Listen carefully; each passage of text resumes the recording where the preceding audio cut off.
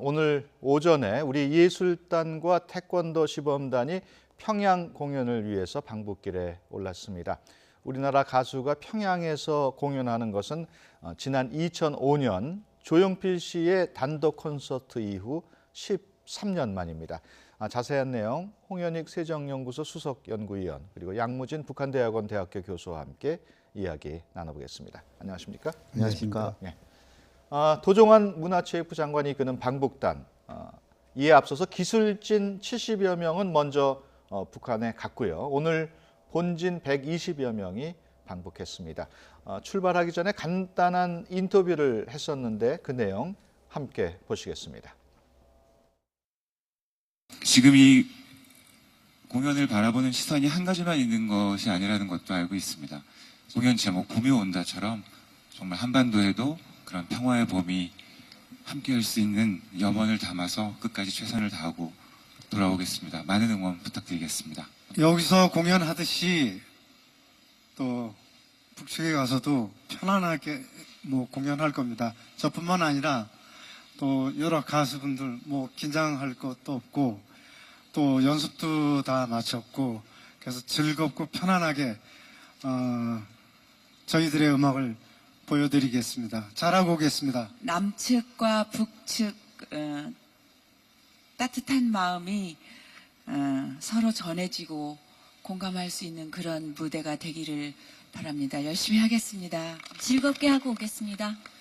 많은 사람들이 영혼을 담아서 목청껏 노래하고 오겠습니다. 잘 다녀오겠습니다. 고맙습니다, 여러분. 이렇게 뜻깊은 일에 함께할 수 있게 돼서 아주 큰 기쁨이고 아주 영광입니다. YB는 16년 만에 다시 공연을 가게 되었는데 그때도 참 감동적이었지만 이번에도 정말 뭔가 좀 감동적인 그런 공연이 되길 바라겠습니다. 선배님들의 어떤 이끌어주심에 맞춰서 즐겁고 그리고 북측에 계신 분들과 잘 섞이는 그런 좋은 공연 만들도록 노력하겠습니다. 가서 진심을 다해서 노래 잘하고 오겠습니다.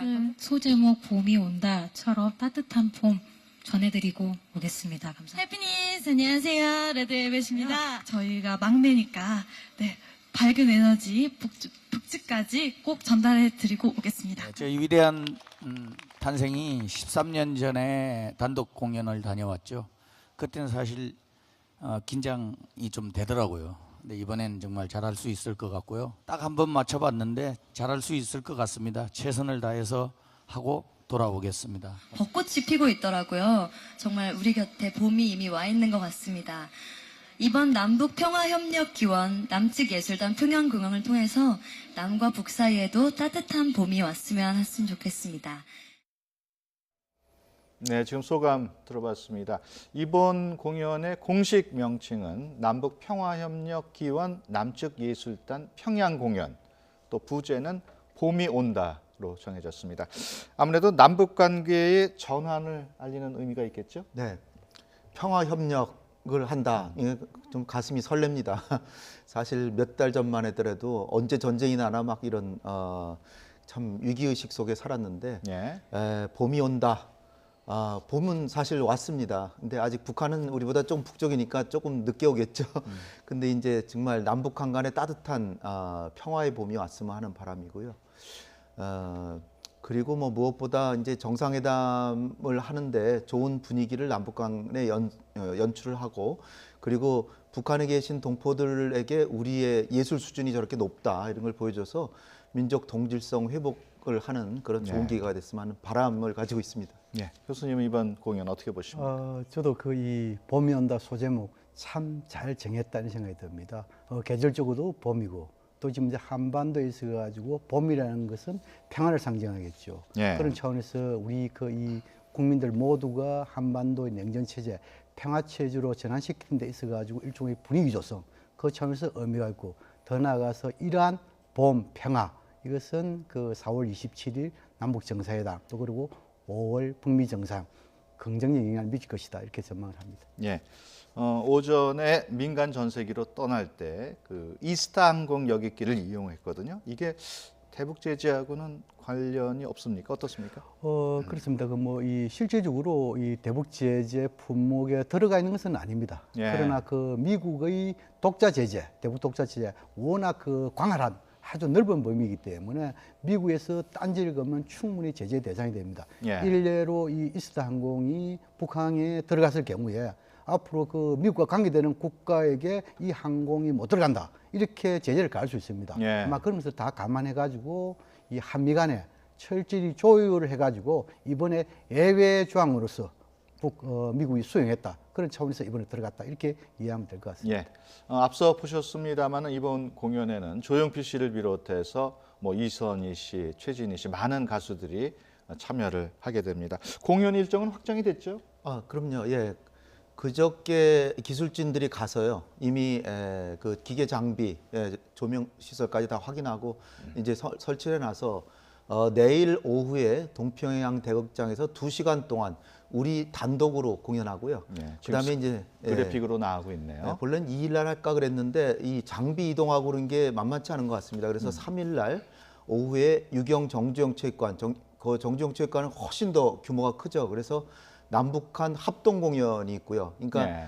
남한의 가수와 북한의 뭐 악단, 북한의 가수와 남한의 악단, 뭐 그리고 서로 협연, 뭐 이런 것이 두루두루 이제 3일 날 오후에 일어나고요.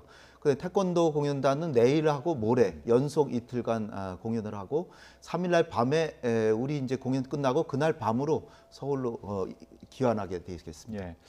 지난번에 북한 공연단이 왔을 때는 서울 공연도 했었고 강릉 쪽에서도 공연을 했는데 이번에는 그냥 평양에서만 2번 거치는 것 같아요. 그렇죠. 이제 그 지난 우리 쪽에서 했을 경우에는 그 이 평창 올림픽이라는 강원 지역 아닙니까?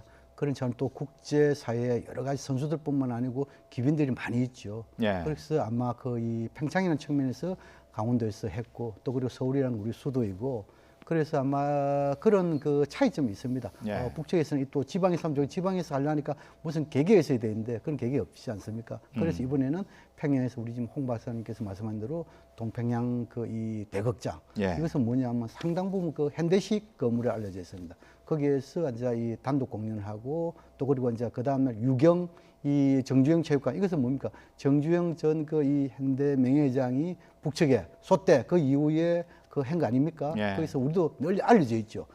일전에 2000년 이후에 거기에서 우리 농구도 시합한 그 이 사례가 있습니다. 예. 어떻든 간 이런 의미 있는 장소에서 의미 있는 노래를 가지고 이번에 공연한다 이렇게 이해하면 될 것 같습니다. 예, 이번에 공연하는 조용필 씨나 최진희 씨 같은 경우에는 북에서도 이미 처음 공연은 아니니까 많이 알려져 있다고 그래요?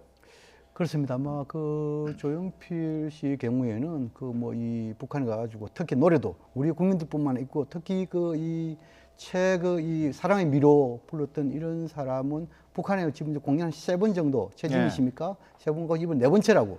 어떻든 이렇게 그 이 조용필, 최진희 같은 경우에는 물론 우리 측의 주장도 있겠지만도 남북 간의 합의 과정에서 북한이 상당히 선호를 했기 때문에 이걸 간다 이렇게 봐야 되겠죠. 라고 한다면은 조용필 씨의 노래라든지 최진희 씨의 노래라든지 이선 씨의 노래라든지 이것이 북한의 관료들뿐만 아니고 북한 주민들에게도 나름대로 섬에 들어간다, 이해하고 있다, 좋아한다, 막 그런 측면에서 이번에 가는 것이 아닌가 생각됩니다. 예, 사실 그동안 조용필 씨 노래나 최진희 씨 뭐 사랑의 미로라든가 백지영 씨의 총 맞은 것처럼이 북한에서 꽤 인기를 끌고 있다 뭐 이렇게 전해지고는 있는데 조금 좀 의심스러운 게 과연 그런 노래들을 다 자유롭게 들을 수 있을지.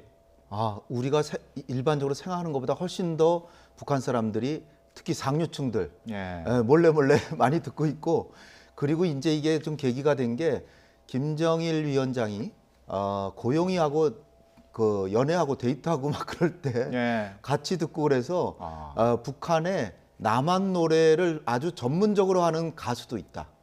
그러니까 김정일 위원장이 고영이하고 같이 불러가지고 그 노래 조용필의 그 겨울의 찻집 좀 불러봐라. 그럼 부르고 북한은 사실 김정일의 나라였으니까 뭐든지 가능한 거죠. 남한 노래만 전문적으로 익숙하게 하는 그런 가수까지 있다고 그러고요.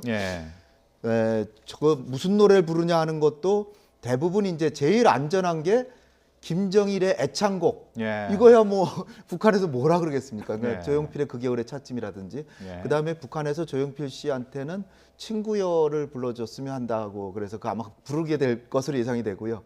그다음에 저도 놀랐는데 모나리자라는 노래가 북한에서 꽤 인기라고. 그리고 젊은 대학생들 사이에는 그 백지영의 총 맞은 것처럼 이게 그 노래 제목도 좀 특이하지만 이게 굉장히 인기였다라고 하고요.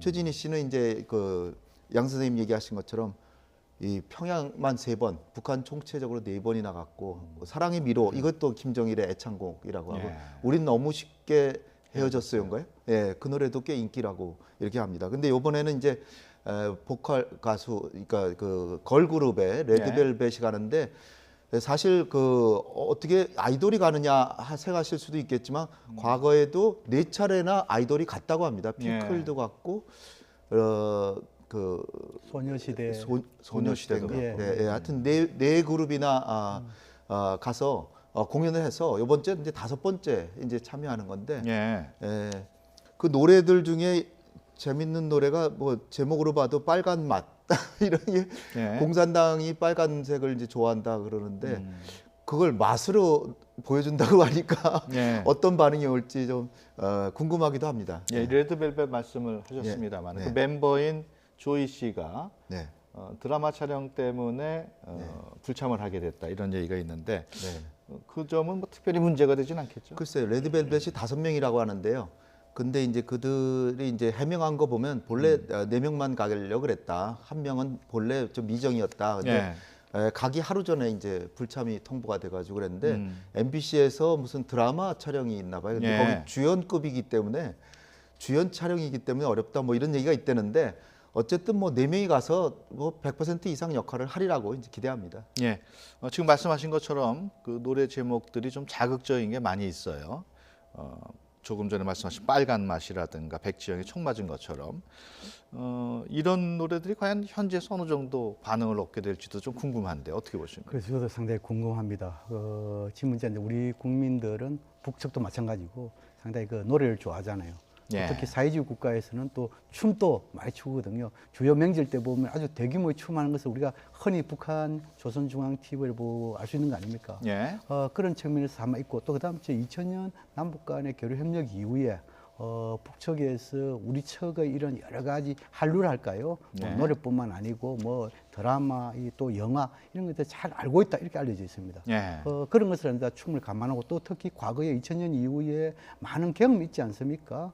우리 측의 공연단 갖고 또 북측의 공연단 와가지고 합동 공연도 했고 이런 과정에서 서로가 잘 알고 있고 특히나 북한은 김정일 위원장이 아주 젊기 때문에 또 지금 인터넷을 통해 가지고 국제사회의 질서뿐만 아니고 변화하는 모습도 잘 알고 있다면 그런 측면에서 이번에 뭐 이런 그 이 아이돌 그룹뿐만 아니고 이런 대중가요 이런 거 갔을 때 아마 과거에 첫 이 우리 측의 공연단이 평양에 공연할 때의 그 이 관람객 온 사람들의 반응보다도 이번은 상당히 좋아질 것이다. 저는 그렇게 전망을 합니다.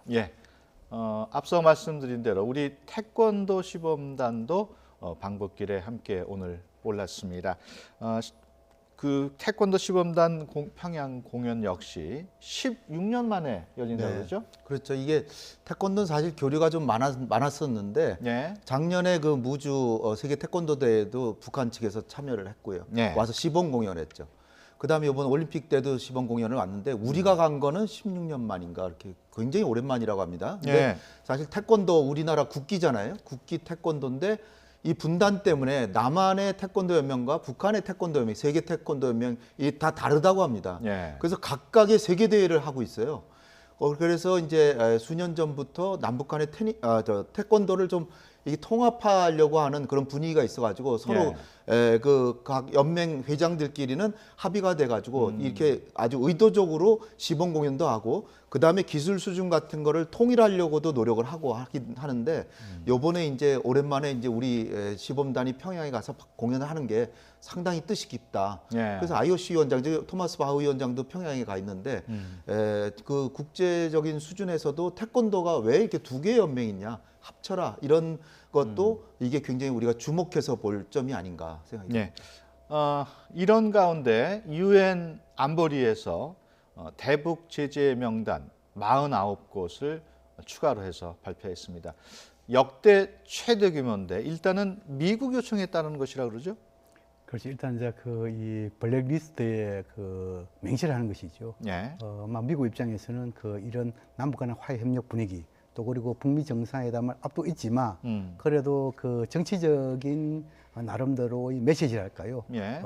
북미 간에 확고하게 뭔가 비핵화 부분이 이루어지기 전에는 최대의 압박 제재를 한다. 이러한 모습을 보여주는 일종의 정책 일관성 그런 예. 차원에서 아마 이번에 이 대규모의 제재 이것을 갖다가 요청해가지고 유엔 안보리에서 나름대로 확인해 준 건 아니겠냐. 예. 그런데 이제 이러한 미국 요청 제재 이런 것은 유엔 안보리상의 회원국들이 회의를 하는 것은 아닙니다.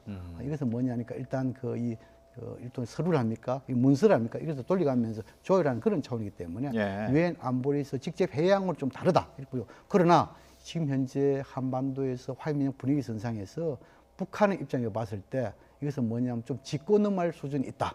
아마 그런 차원에서 조금 낮은 수준이지만도 아마 대미 비난 조금 열을 올릴 가능성이 높다고 생각됩니다. 예.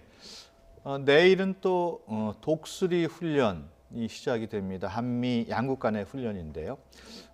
앞서 김정은 위원장이 이런 훈련에 대해서도 어느 정도 이제 수용할 수 있다. 이쪽 우리 남쪽 사정을 이해한다. 이런 식으로 발언을 했기 때문에 특별히 문제는 없겠죠.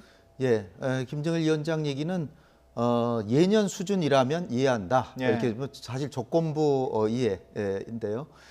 작년하고 비교해보면 작년보다는 오히려 전략자산 같은 건 안 오기 때문에 작년 수준보다도 오히려 조금 낮췄다 이렇게 좀 평가할 수 있고요. 그다음에 기간도 사실 독수리 훈련 같은 건 2달 하는데 이번에는 1달로 이제 줄였다고 합니다. 물론 이제 5월 달에도 맥스 썬더 훈련이라 공군 공대지 미사일 사격 훈련 이런 것 하긴 합니다. 그런데 4월 27일 날 남북 정상회담이 개최가 이제 합의가 됐기 때문에 우리는 로키라 그러죠. 가능한 언론 보도도 자제하고 그리고 이제 북한 측에서 조금 긴장할 수 있는 게 쌍용 훈련이라는 건데 이게 상륙작전 훈련이거든요.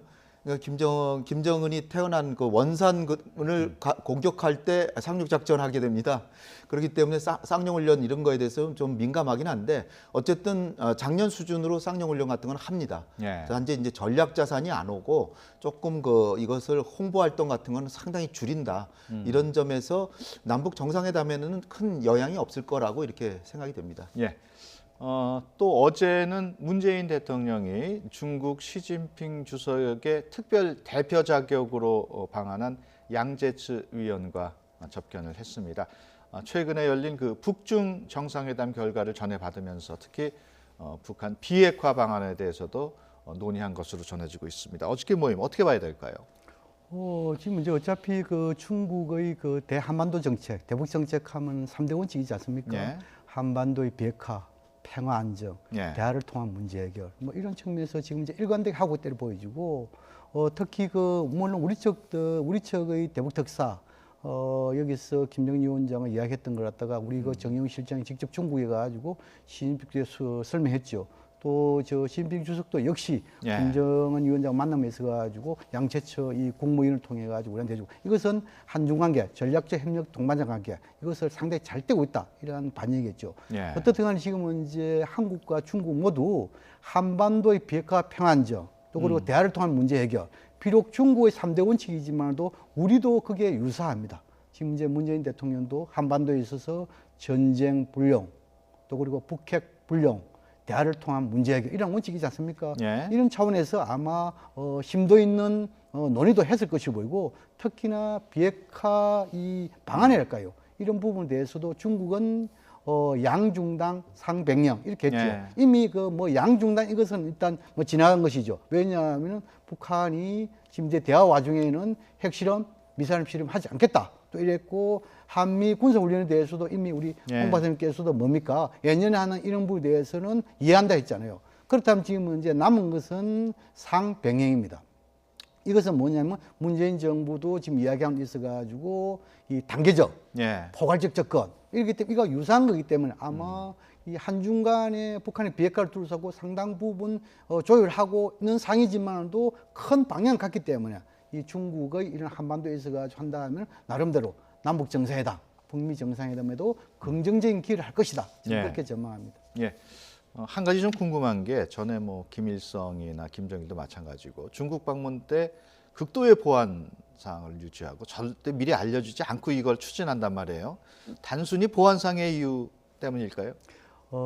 외형상으로 보면은 결국 뭐냐면 비공식 방문이단 말입니다. 예. 비공식 방문의 경우에는 양측 간에 협의를 해가지고 일단 그 북측의 최고 지도자가 북측 땅에 돌아갈 때까지는 보도하지 않는 이러한 지금까지 관례가 있는 것으로 보여지고 이번에도 역시 마찬가지입니다. 아무래도 보안이라는 것은 두 가지 다 있습니다. 지금 이제 북측의 입장에서 김정은 위원장이 군부 이 관료들을 전혀 동행을 하지 않았지 않습니까?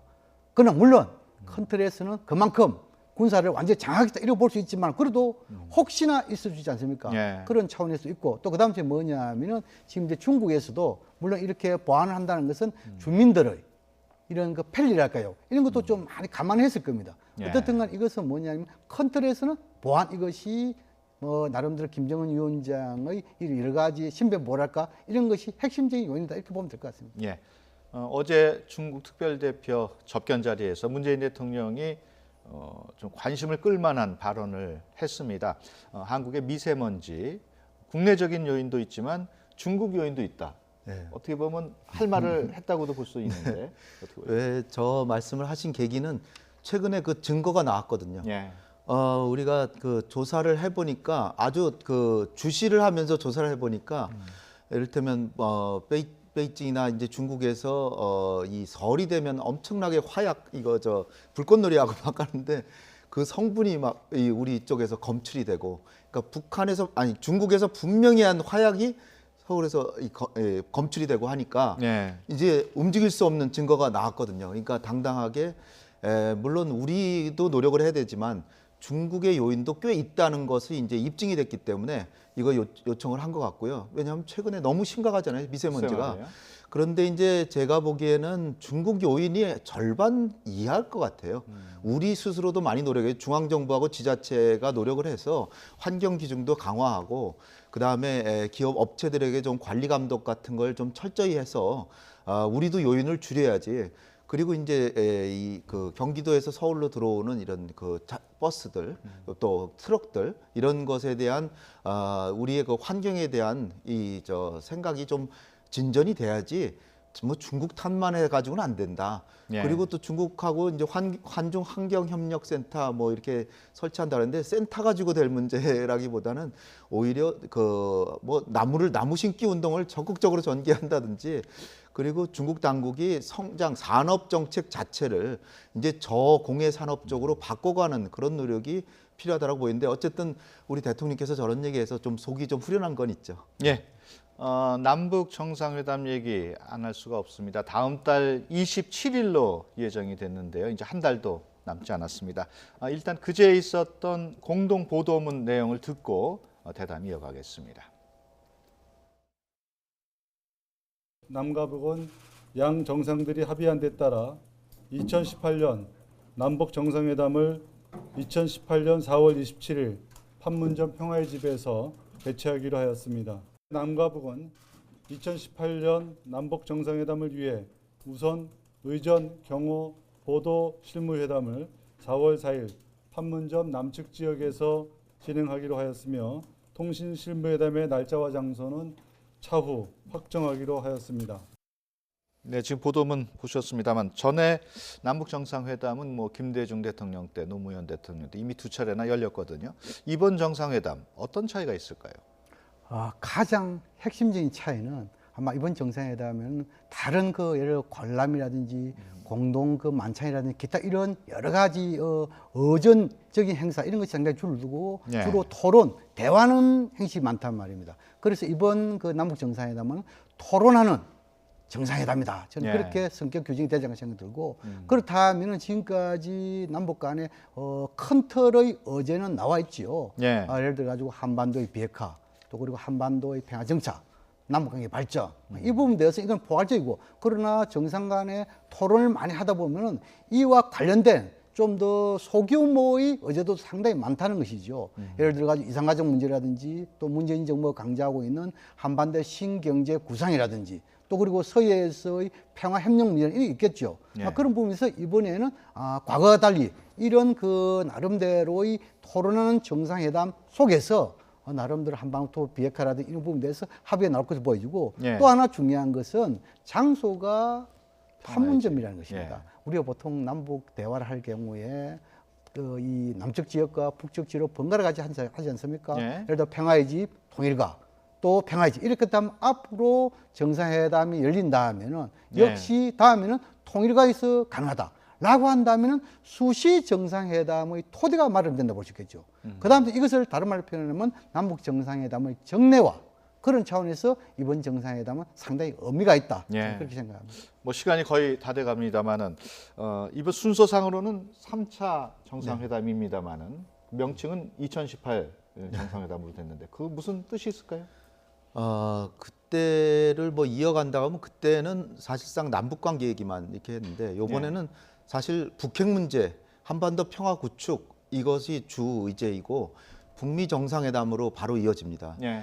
그래서 그 당시에 했던 게 무슨 큰 성과가 있었던 게 아니잖아요. 합의문은 다 나왔습니다만 그게 지켜지고 그러지 않았고 정례화된 것이 아니었고 사실 1차, 2차로 순번을 매기게 된다면 1차는 평양, 2차 서울, 3차 판문점이어야 되죠. 그런데 평양에서만 2번 열렸기 때문에 이걸 이어받기보다 나중에 한 정상회담 10번 하면 1, 2, 3차 이렇게 나누겠죠. 근데 지금은 2018년 정상회담 이렇게 하기로 한 것 같고요. 무엇보다도 이게 북미 정상회담의 성공을 위한 디딤돌을 만드는 정상회담이다. 그리고 남북 간의 정상 간의 한 라인이 지금 부설되기 때문에 정상회담의 의미 자체도 향후에는 전화통화로 수시로 할 수도 있다. 그러니까 4월 요번에 정상회담은 남북 관계의 기본적인 관계를 수립하고 북핵 문제에서 상당한 진전을 가져서 5월 달에 북미 정상회담이 반드시 성공할 수 있는 기반을 구축한다. 이런 각오로 해서 반드시 성공해야 된다. 이렇게 생각합니다. 예, 알겠습니다.